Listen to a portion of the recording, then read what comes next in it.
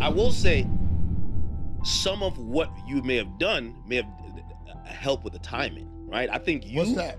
I think you tipping off Big U. I think that definitely. I did what? I think that they think Big U is about to be on the run. Honestly, why would he be on the run? Wack is on everywhere. Yo, they're coming. End of the month. I stood on me defending my neighborhood, but to my homeboys, a few of y'all out there, you know, the S-Max, the Big D's, even Loose Cannon, 600. I was out of line. I don't accept no apology from no disrespect my name, disrespect my family, and call me on my name. I'm not with no disrespect me. Come see me in my face. And that's all I'm saying to that right there.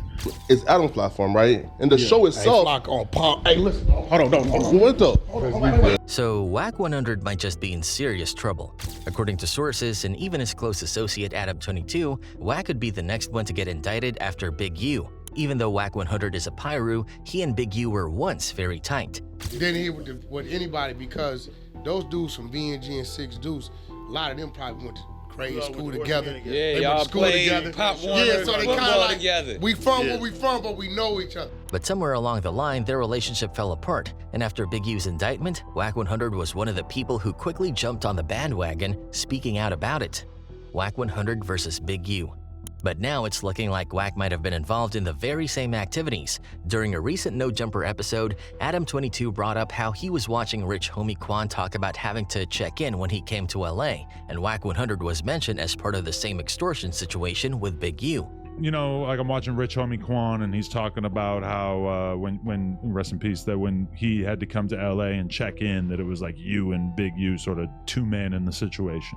That implication alone tied Wack to the same game Big U got indicted for. Wack gave his version of the story, but anyone watching could tell he was trying hard to distance himself from the situation. You could even hear a little bit of fear in his voice. We was having a conversation. About checking in? No. I was already up there having a conversation. Again, he pulled up.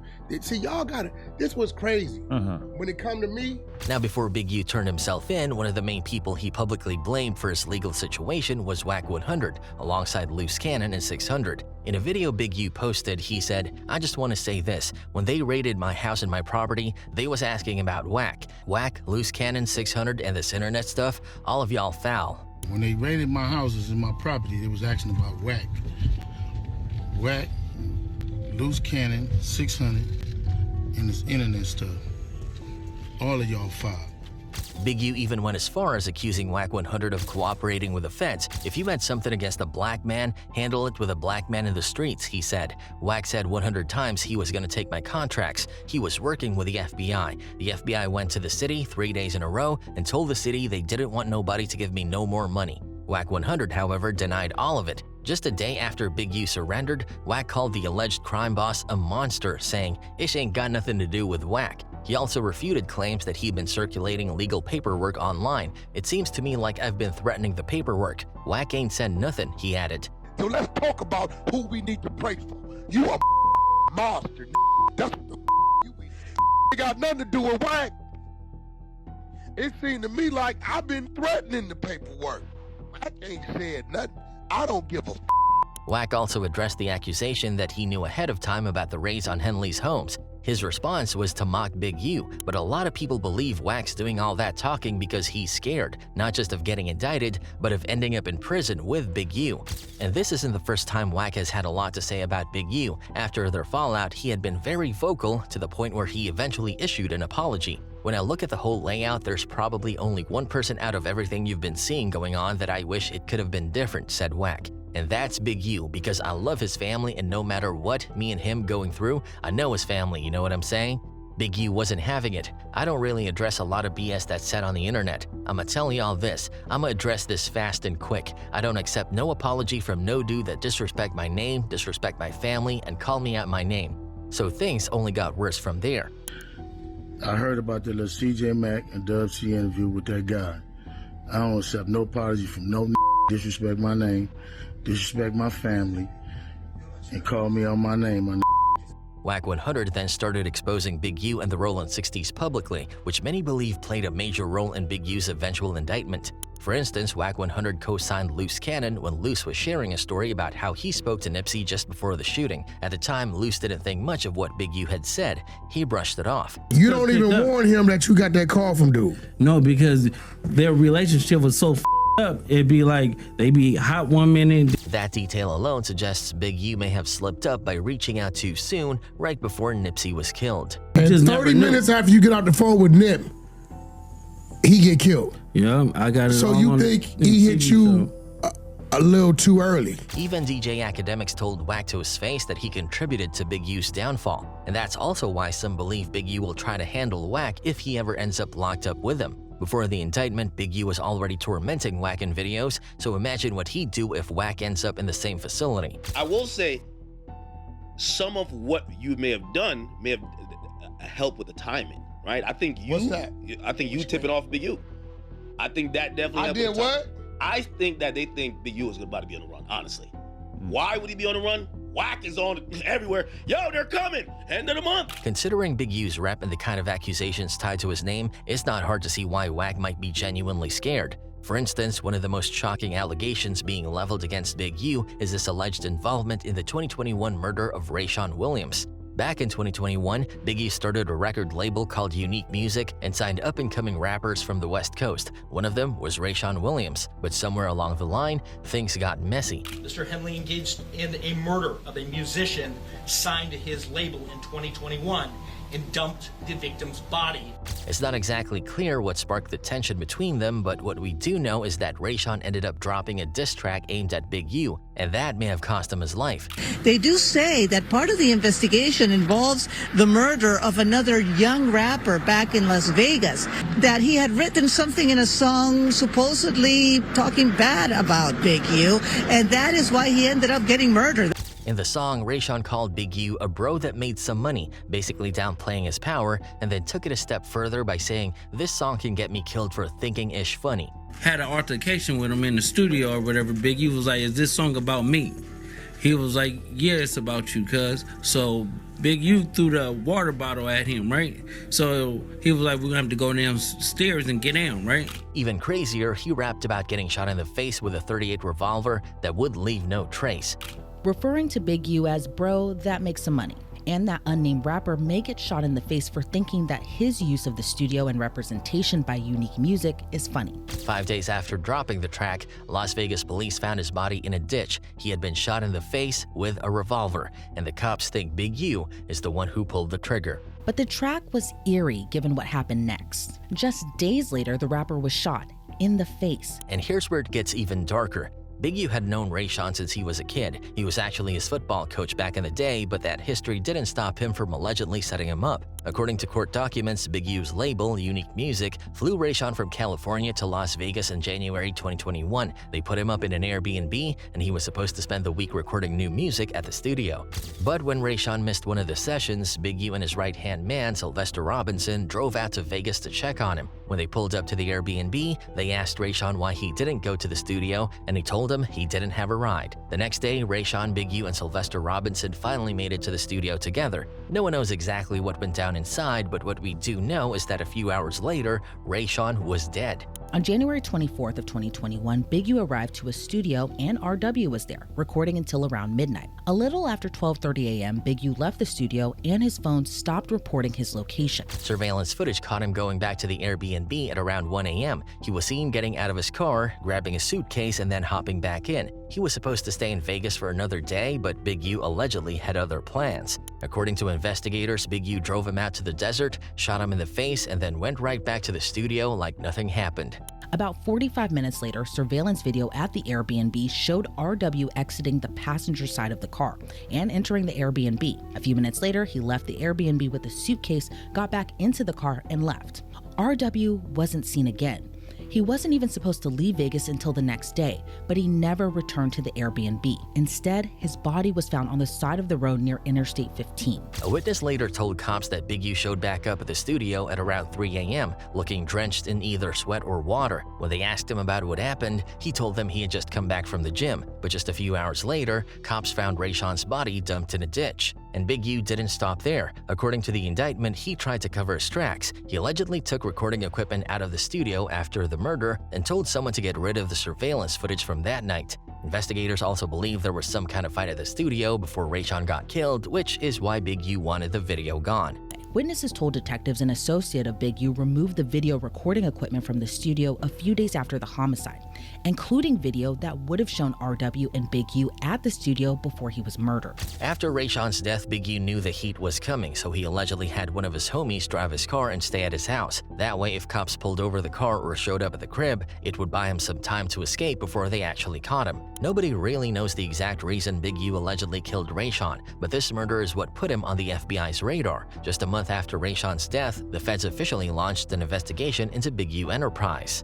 Big U legal troubles. Everybody already knew Big U was one of the top dogs in the Rollin 60s Crips. He never hid his gang ties. He was always talking about how he came up robbing cars and earned his rep in the streets by putting hands on his enemies. Back in the 80s, Big U was deep in the drug game, but he claimed he gave it up after reading the autobiography of Malcolm X. That's when he switched lanes and got into the rap industry. He started managing artists, and one of the first big names he worked with was Corrupt. But Big U never really left the streets. In 1991, he got caught up trying to steal a massive load of cocaine from an undercover cop, which landed him in prison for 13 years. While locked up, Big U was still on his gangster time. He admitted to stabbing multiple people in prison and even bragged about knocking a dude's eyeball out of its socket with a single punch. He came home in 2004 and rebranded himself as a community leader by starting a charity called Developing Options. On paper, Developing Options was supposed to help kids stay out of the streets and get involved in sports, but according to the feds, Big U was using the charity as a front to move dirty money.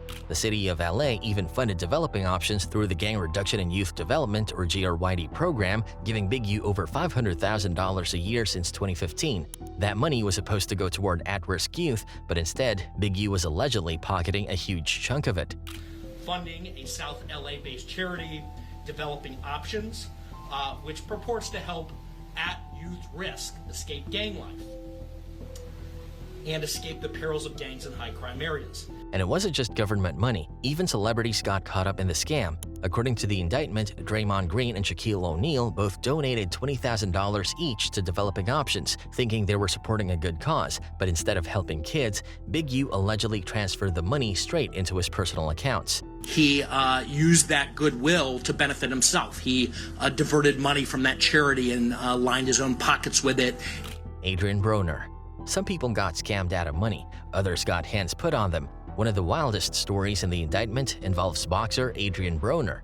Back in 2019, Broner allegedly set up a high-stakes dice game in LA, inviting a bunch of NBA players. The problem was that Broner and his crew were using trick dice and ended up finessing millions from the players. When Big U heard about it, he wasn't happy, not because of the scam itself, but because Broner didn't check in with him first. So Big U sent his crew to rough up Adrien Broner. After that, Big U took the money Broner had stolen from the NBA players and gave it back to them. But of course, it wasn't just out of the kindness of his heart. He allegedly made each player pay him $100,000 in exchange for getting their money back. And according to an FBI informant, this wasn't just a one-time thing. A lot of NBA players and celebrities would check in with Big U to make sure they were safe at parties, games, or advertising shoots. Anyone who didn't check in risked getting pressed by Big U's crew. Shit, I can't. So you just refusing to pay your bill? Yeah, I'm gonna pay you. I'm just not gonna allow you to videotape me as I pay you.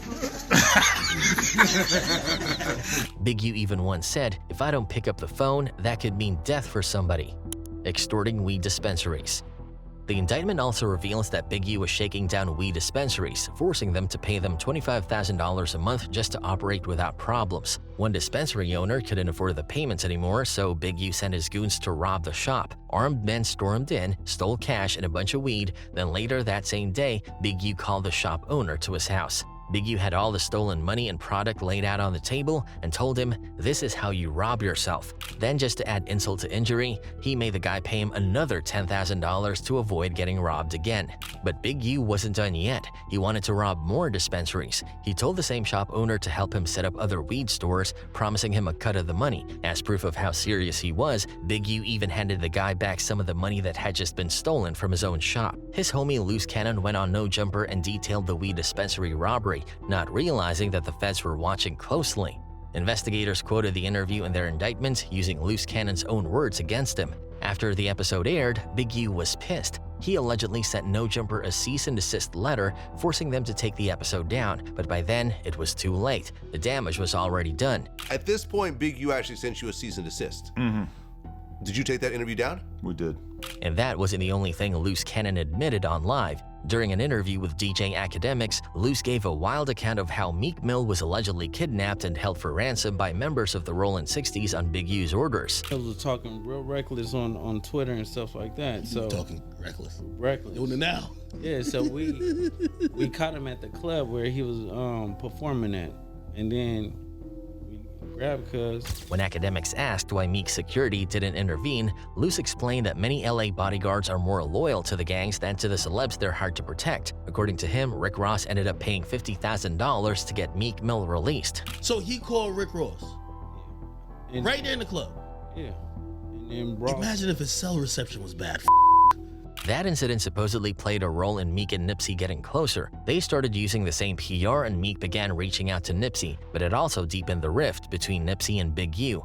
According to the cops, Big U had his hands in extortion schemes all over the city. One of the wildest incidents in indictment goes back to 2021, when Big U threw a birthday party for himself at a nightclub. He told the club owners that he was going to bring in some huge rappers like T.I. and Wiz Khalifa, so they struck a deal. Big U would get 30% of the money made at the bar that night, but when Big U and his crew pulled up, things took a turn. Instead of just collecting his cut, he forced one of the club owners into a back room and extorted him for $30,000. The feds had already been watching Big U and his crew for years, and this was just another incident on a long list of crimes they were tracking. They had wiretaps, surveillance, and paid informants, and they were building a solid case. At one point, the feds actually recorded Big U plotting a robbery. It all started when a celebrity rapper got jacked for his studio equipment. Big U heard about it and decided he was going to rob the guys who stole it. Some of the stolen equipment had an Apple AirTag on it, meaning they could track it in real time. Big U and his crew loaded up their guns, tracked the thieves down, and were about to hit the lick, but at the last second, they spotted cops in the area and decided to call it off. That wiretap was a major piece of evidence in the Fed's case, proving that Big U was still operating like a crime boss, even though he was trying to convince the public that he had changed. But in a different wiretap conversation, Big U pretty much exposed himself. He told someone, "If I ever had a problem with any man, color, creed, king, or kind, the issue would have been resolved. He wouldn't be here, or I wouldn't be here. I'm still who they say I am. I'll pull up on your block right now and show up and show out. That's what happened to the last dude that thought I retired." The feds also had informants feeding them information from the inside. At one point, an informant actually handed Big U money while undercover, but what Big U didn't know was that the cash was coming straight from the feds. They recorded the whole thing, giving them video proof that Big U was still moving money under the table. One of the most surprising parts of the whole situation is that Big U's own son is a rising star in the NFL. Dayon Henley, a linebacker for the Los Angeles Chargers, is in a position to take care of the whole family. He's out there making legit money in the league, but instead of chilling and living off his son's success, Big U just couldn't leave the streets alone. Now, instead of enjoying his son's rise in the NFL, he's facing the possibility of life in prison.